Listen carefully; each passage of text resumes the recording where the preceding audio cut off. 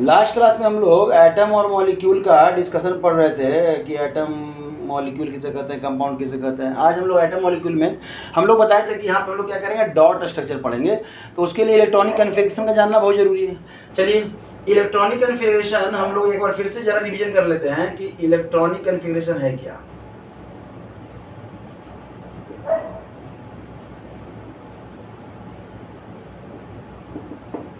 Electronic configuration मतलब electron को किस तरह से अरेंज किया गया है सेल बाय सेल।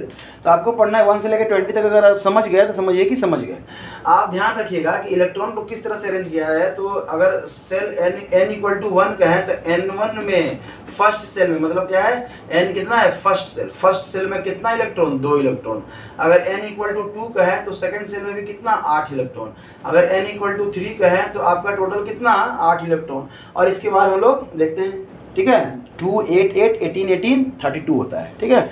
लेकिन वो बात का चीज़ है, हमें इतना का ही मतलब अगर पहले सेल की बात करें तो 2 इलेक्ट्रॉन आएगा, उसके बाद 8 इलेक्ट्रॉन आएगा, उसके बाद 8 इलेक्ट्रॉन आएगा, उसके बाद जितना हम लोग देखते हैं। हमको चलना है 1 से लेकर 20 तक, ठीक है। आप जैसे मानिए 3 डब्बा है, 3 क्या है, डब्बा है। बस शर्त क्या है कि पहला डब्बा को फुल करके दूसरे डब्बे में रखना है, फिर तीसरे डब्बे में रखना है, ठीक है। चलिए, अब यहाँ से हम लोग देखेंगे इलेक्ट्रॉनिक कन्फिग्रेशन। तो अगर हम लोग का है हाइड्रोजन, तो कितना है हाइड्रोजन का इलेक्ट्रॉन, 1 है। इसका इलेक्ट्रॉनिक कन्फिग्रेशन क्या हो जाएगा, 1। अगर हम लोग लिथियम की बात करें तो कितना है आपका, 3। इसका इलेक्ट्रॉनिक कन्फिग्रेशन कितना हो जाएगा, 2। अब 2 है तो पहला सेल तो भर गया, और जब पहला सेल भर गया तो आपका बचा कितना, 1 इलेक्ट्रॉन बच गया, तब दूसरे सेल में आएगा वो। इसी तरह से अगर हम लोग यहाँ पे फ्लोरीन का देखें, किसका देख लें, फ्लोरीन का देखें, तो कितना होता है, 9 होता है। तो मतलब 2, अब 2 तो भर गया, पहला सेल भर गया, पहले सेल में 2 इलेक्ट्रॉन रख दिए, फिर बचा कितना, 7, तो आ गया 7। अगर नियॉन कहें यहाँ पे कितना होता है, 10, तो कितना हो जाएगा, 2 और 8। यहीं पे अगर हम लोग सोडियम की बात करें तो होता है कितना, 11 का इलेक्ट्रॉनिक कन्फिग्रेशन 2 8। अब देखिए दोनों सेल भर गया, लेकिन इलेक्ट्रॉन कितना हो रहा है, 2 और 8 10 ही हो रहा है, लेकिन यहाँ पे है कितना, 11, तब ये तीसरे सेल में जाएगा 1। समझ में आ रहा होगा, यहाँ के बाद आपको समझ में आ गया होगा हमें लग रहा है। तो कोशिश करेंगे हम लोग कि अब इलेक्ट्रॉनिक क्या करें, कन्फिग्रेशन निकालने की कोशिश करें कि अगर ये सब है तो इनके एटम में इलेक्ट्रॉन को कैसे हम लोग अरेंज करते हैं, ठीक है। सेल में हम लोग इलेक्ट्रॉन को दिखाने की कोशिश करते हैं, ध्यान रखिएगा। मान लीजिए ये हाइड्रोजन एटम है, तो हाइड्रोजन के पास कितने सेल हैं, आपका 1 सेल है। हाइड्रोजन के पास इलेक्ट्रॉन कितने हैं, 1 इलेक्ट्रॉन है। यहाँ पे कितना हो जाएगा, 1 इलेक्ट्रॉन। समझ में आया, आप इस तरह से दिखला सकते हैं। अगर हम बात करें हीलियम की बात करें, तो हीलियम के पास भी कितना है, 1 ही सेल है। और हीलियम का इलेक्ट्रॉन कितने होते हैं, 2 होते हैं, तो ये 2 इलेक्ट्रॉन इस तरह से। अगर इसी में हम बात करें अगर हम बोरोन की बात करें, किसकी बात करते हैं, बोरोन की बात करते हैं, तो बोरोन का होता है 5। इसके कितने हो जाएंगे, 5। तो यहाँ से हम लोग देख सकते हैं कितने नंबर ऑफ सेल होंगे। तो 5 है तो 2 और कितना होगा, 3 होगा। मतलब कितने सेल होंगे, 2 सेल होंगे, 2 सेल होंगे, 2 सेल। तो 2 सेल बना देते हैं। और 2 सेल में आपके नंबर ऑफ इलेक्ट्रॉन कितने हैं, तो पहले सेल में तो 2 इलेक्ट्रॉन और दूसरे सेल में 3 इलेक्ट्रॉन। तो इस तरह से हम लोग अरेंज कर सकते हैं। समझ में आया, और कर लीजिए। सोडियम की बात करें तो सोडियम का 11, कितना सेल होगा आपका, तो 2 8 1, मतलब टोटल कितने सेल हैं, 3 सेल हैं। तो फर्स्ट सेल, सेकंड सेल और थर्ड सेल। इसमें अगर इनके इलेक्ट्रॉन की चर्चा करें तो इसमें आपका जो है 2 इलेक्ट्रॉन, इसमें जो है आपका 8 इलेक्ट्रॉन, 4 5 6 7 और 8। इसमें फिर कितना इलेक्ट्रॉन, 1 इलेक्ट्रॉन। समझ में आया। मतलब अब ये भी कह सकते हैं आप, ये भी कह सकते हैं कि इसके आउटर मोस्ट में कितने इलेक्ट्रॉन है, 1 इलेक्ट्रॉन। इसी को हम लोग क्या कहते हैं, वैलेंस इलेक्ट्रॉन। क्या कहते हैं, वैलेंस इलेक्ट्रॉन। यहाँ पे 3 है, बाहरी सेल में यहाँ पे कितने हैं, 3 हैं। तो हम लोग क्या कर सकते हैं कि ये जो तीनों हैं, अगर आप वैलेंस इलेक्ट्रॉन की बात करें तो कितना हो जाएगा, 3। अगर इसमें देखें तो इसके आउटर मोस्ट में कितने हैं, 2 हैं। तो ये वैलेंस इलेक्ट्रॉन कितने हो जाएंगे, 2 हो जाएंगे। मतलब वैलेंस इलेक्ट्रॉन का डेफिनेशन क्या हो, यहाँ से फिर से एक बार रिवीजन कर लेते हैं कि अगर वैलेंस इलेक्ट्रॉन के बारे में हम लोग बात करें, हम लोग, तो number of electron present in outermost cell और valence cell और outer orbit, जो बोलिए, ठीक है, आप जो बोलिए, ये तीनों सही है। मतलब वैलेंस इलेक्ट्रॉन है कौन? तो वैलेंस इलेक्ट्रॉन वो है जिसमें वैलेंस इलेक्ट्रॉन किसे कहते हैं? तो वैलेंस सेल में जो इलेक्ट्रॉन होता है उसको वैलेंस इलेक्ट्रॉन कहते हैं, ठीक है। आपके आउटर मोस्ट सेल में जो इलेक्ट्रॉन होता है वैलेंस सेल कहलाता है, या आपके आउटर ऑर्बिट में जो इलेक्ट्रॉन होता है उसको हम लोग वैलेंस इलेक्ट्रॉन बोलते हैं, ठीक है। तो मतलब अगर हम लोग हाइड्रोजन के वैलेंस इलेक्ट्रॉन की बात करें, इसके अगर वैलेंस इलेक्ट्रॉन की बात करें तो कितना जाएगा? 1 हो जाएगा। कुछ और देखते हैं हम लोग, 1 से लेकर 20 तक में बहुत सारे भी हैं, तो कुछ और देखते हैं, ठीक है। इसी में अगर हम लोग कैल्शियम कर दें, इसको क्या कर दें? कैल्शियम कर दें। कैल्शियम का कितना होता है? 20, तो 2 8 8, देखिए दोनों सेल, तीनों सेल भर गया, कितना हो गया? 2 और 10 और 18, लेकिन यहाँ पे कितना है? 20 है, ये चौथे सेल में जाएगा, कितना जाएगा? 2। 3 सेल भर गया तो कहाँ जाएगा? चौथे सेल में ही जाएगा ना, कितना? 2। तब क्या है, मतलब यहाँ से भी जानकारी हुआ कि कैल्शियम के पास कितने सेल हैं? 4 सेल हैं, तो 3 तो हम लोग बना हुआ है ही, यहाँ पे क्या करें? चौथा बना लीजिए। तब यहाँ पे क्या है? आप 8 इलेक्ट्रॉन, यहाँ भी 2 3 4 5 6 7 और 8, और तब यहाँ पे लास्ट में 2 इलेक्ट्रॉन। तब अगर बात करें कैल्शियम के वैलेंस इलेक्ट्रॉन की, तो कितना हो जाएगा आपका? 2 इलेक्ट्रॉन। क्यों? क्योंकि आउटर मोस्ट में 2 ही है। आउटर मोस्ट में कितना है? 2 है।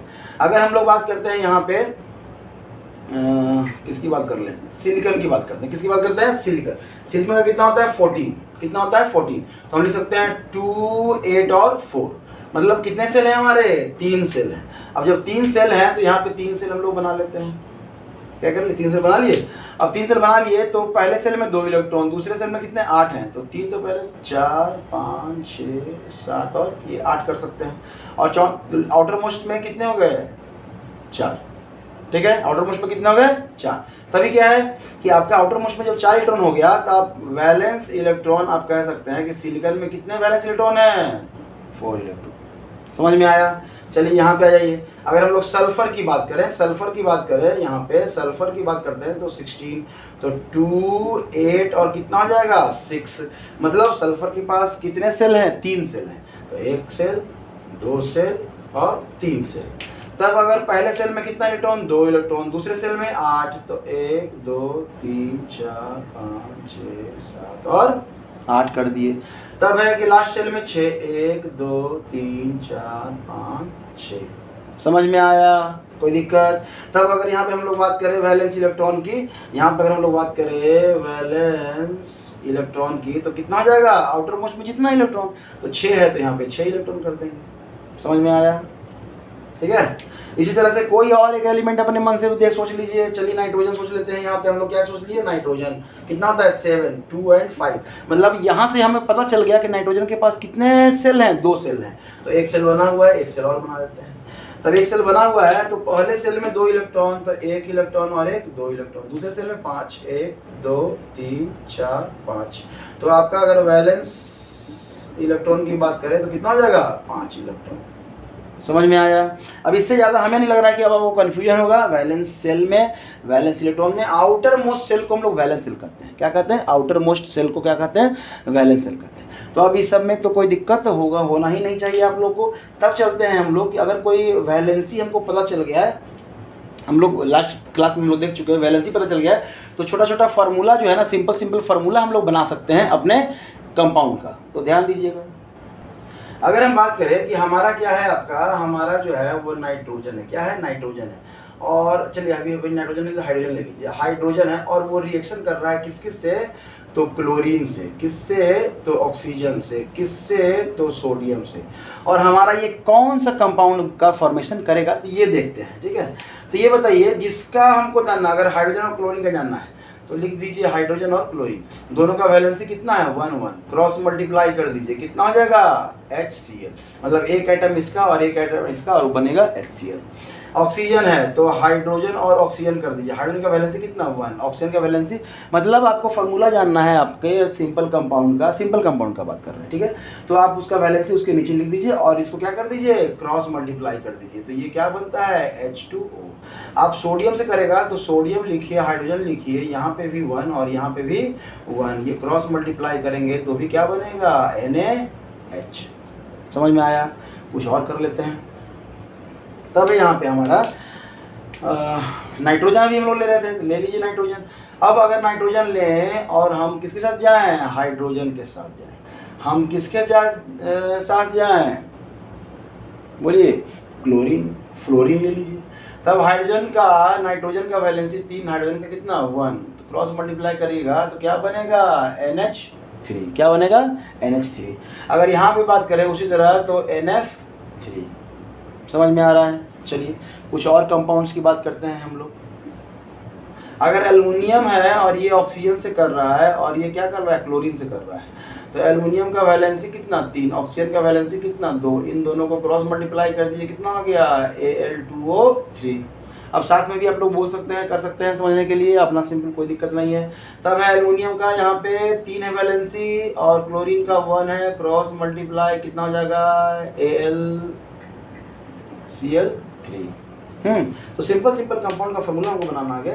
थोड़ा कॉम्प्लेक्स अगर कंपाउंड है तब कैसे बनाएंगे, तो उसके पहले हमको आयन का जानना जरूरी है, ठीक है। तो देख लीजिए कि आयन का क्या होता है वो समझिएगा। जैसे मान लेते हैं आयन का वैलेंसी कितना, तो जितना उसका चार्ज, मतलब इसके अगर वैलेंसी की बात करें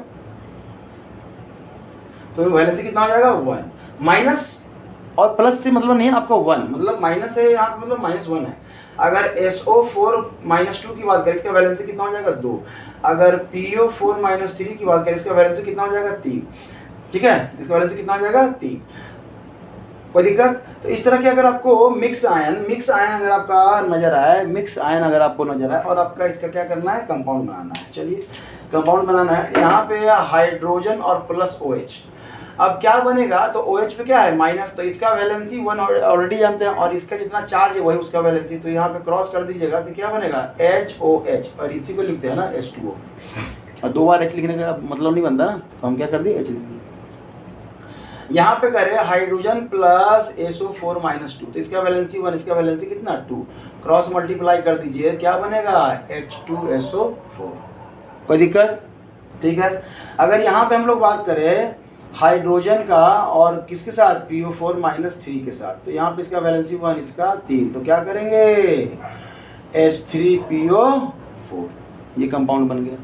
और भी अगर कोई कंपाउंड जानना है, मान लेते हैं कि अगर इसका रिएक्शन हम लोग किससे करें, सोडियम से करते हैं, सोडियम से, हाँ चलिए सोडियम से करते हैं, क्या बन जाएगा Na, सोडियम का वैलेंसी कितना है 1, तो Na3PO4। अगर इसका वैलेंसी हम लोग किसके साथ करते हैं, मैग्नीशियम के साथ करते हैं, किसके साथ करते हैं, मैग्नीशियम के साथ करते हैं, तो हमारा जो प्रोडक्ट बनेगा वो क्या बनेगा MgSO4 बनेगा। क्यों, इसका भी वैलेंसी 2 और इसका भी वैलेंसी 2, दोनों क्रॉस मल्टीप्लाई सेम रेशियो। कोई दिक्कत?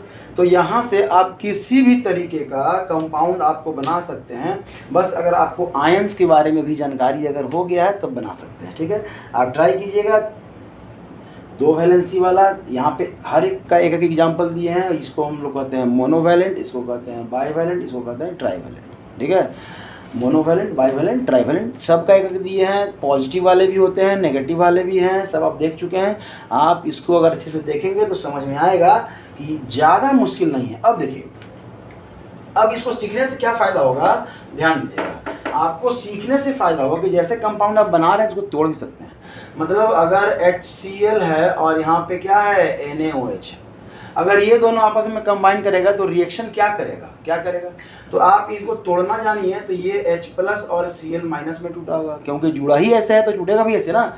ये भी क्या जुड़ा है Na+ में और क्या OH- में, क्यों, जब भी देख रहे थे ना एक आयन होता है OH- का, तो जब भी टूटेगा इस तरह से टूटेगा। अब ये बताइए, इसका जो नेगेटिव है पॉजिटिव है इसके नेगेटिव के साथ, और इसका पॉजिटिव इसके नेगेटिव के साथ, मतलब आपका क्या बन गया यहाँ पे NaCl और प्लस आपका क्या बन गया H2O। मतलब ये वही रिएक्शन है जो आप क्लास 10th में भी जाके पढ़ेंगे, क्लास 11th में भी पढ़ेंगे। क्या लिखा है, एसिड रिएक्ट्स विद किसके, बेस के साथ। ये क्या है, एसिड है और रिएक्ट कर रहा है किसके साथ, बेस के साथ, तो क्या बनेगा सॉल्ट प्लस वाटर, मतलब H2O, क्या बनेगा वाटर, बन गया ना। मतलब अगर आपको कंपाउंड का जानकारी है, कंपाउंड अगर आप बना सकते हैं तो उसको तोड़ भी सकते हैं, तो नया कंपाउंड क्या बनेगा रिएक्शन में, इसका भी आपको ऑलमोस्ट लगभग आइडिया हो जाएगा। 100% तो नहीं कर सकते हैं, लेकिन 90% से एबव, आपके सेंटर में 90% से एबव आपको आइडिया हो जाए कि हमको क्या बनाना है।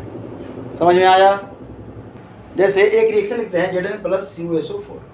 आप इसको पढ़ते हैं क्या, डिस्प्लेसमेंट रिएक्शन। क्या पढ़िएगा आप 10th में जाइएगा तो पढ़िएगा डिस्प्लेसमेंट रिएक्शन। यहाँ पे क्या हो रहा है हमको नहीं पता, आपको कुछ नहीं पता कि कौन सा रिएक्शन है, नहीं जान रहे, लेकिन इतना जान रहे हैं कि जब ये टूटेगा तो Cu+2 और SO-4 भी टूटेगा। आप कहेंगे सर ये तो नहीं पता कि Cu+2, कोई बात नहीं, ये तो पता है ना। तो जितना इस पर माइनस चार्ज होगा उतना ही इस पर क्या होगा, प्लस चार्ज होगा। अब ये किससे रिएक्शन करेगा, Zn का हमको पता है कि ये भी कितना होता है, +2 होता है। आगे जाएंगे तो पता चलेगा, यहाँ पर ध्यान दे लीजिए, ये रिएक्शन करेगा इसके साथ, मतलब क्या बनाएगा, ZnSO4, और आपका बच जाएगा क्या, Cu। अब कहेंगे सर यहाँ तो Cu+2 है ना, तो ये जो दो, ये आपका क्या है, Zn+2 में कैसे आएगा, तो 2 इलेक्ट्रॉन लूज करके आएगा। क्या करेगा, 2 इलेक्ट्रॉन लूज। तो जो ये 2 इलेक्ट्रॉन लूज किया ना, उसी 2 इलेक्ट्रॉन को क्या कर दिया, ये गेन कर लिया, और ये क्या बन गया, Cu बन गया। तो आपको इससे मतलब है, आप क्लास 9th में, आप इससे मतलब है, आप 11th में है तो भी इससे मतलब रखिए, ज़्यादा कुछ नहीं है। यहाँ इसी रिएक्शन को आगे जाकर पढ़िएगा, डिस्प्लेसमेंट रिएक्शन, कि एक एलिमेंट जो है ना दूसरे एलिमेंट को उसके कंपाउंड्स क्या कर दिया, डिस्प्लेस कर दिया। थोड़ा सा और सुधार के बोलते हैं, एक हाईली रिएक्टिव एलिमेंट्स एक लो रिएक्टिव एलिमेंट्स को उसके प्लेस से क्या कर दिया, हटा दिया। समझिएगा, आप कहीं बैठे हुए हैं और आपसे बड़े लोग आते हैं तो आप कुर्सी छोड़ के उठते हैं ना, बस यही है। अगर आप बैठे हुए हैं, कोई छोटा आपसे कोई छोटा आ रहा है तो आप कुर्सी छोड़ के उठिएगा क्या, नहीं उठिएगा। मतलब पोजीशन आपका जिसका ज़्यादा बड़ा है उसको रिस्पेक्ट मिलता है, तो पोजीशन इसका बड़ा है, ये हाईली रिएक्टिव है, इससे तो ये क्या करेगा, प्लेस छोड़ के हट जाएगा और इसकी जगह पे ये आ जाएगा। अगर यही रिएक्शन में ऐसा रहे कि यहाँ पे Zn है, यहाँ पे क्या है, Zn है, और यहाँ पे क्या है आपका, Cu है, क्या है आपका, Cu है, ध्यान दीजिएगा। तब क्या हो जाएगा, यहाँ पे सीधा लिखा जाएगा क्या, नो रिएक्शन। मतलब आप बैठे हैं किसी पार्टी में कुर्सी पे और एक छोटा सा बच्चा आया, आप उठेंगे क्या, नहीं उठेंगे, नो रिएक्शन। लेकिन आप बैठे हैं और कोई बड़े आदमी आ रहे हैं, आपको मजबूरी है उठना, नहीं उठिएगा तो डांट भी सुनिएगा। समझ में आया। चलिए, जो आप डेली लाइफ में रिस्पेक्ट देते हैं वही रिस्पेक्ट यहाँ भी समझ लेना है, आपका लगभग प्रॉब्लम क्या हो जाएगा, सॉल्व हो जाएगा। ठीक है, ये एटम एंड मॉलिक्यूल्स का रहेगा। अब है कि सिंबल ऑलरेडी आप जान चुके हैं, एक बार आप फिर से इन दोनों तीनों वीडियो क्या करेंगे, अच्छे से लर्न कर लीजिए, नोट्स बना लीजिए। अगर इसके बाद भी कुछ डाउट है तो आप कमेंट सेक्शन में कह सकते हैं, हम उसका रिप्लाई करेंगे, या एक अगर ज़रूरत पड़ा तो नया वीडियो बना के आपको फिर से वहाँ पर हम लोग डाल देंगे। ठीक है, चलिए, थैंक यू।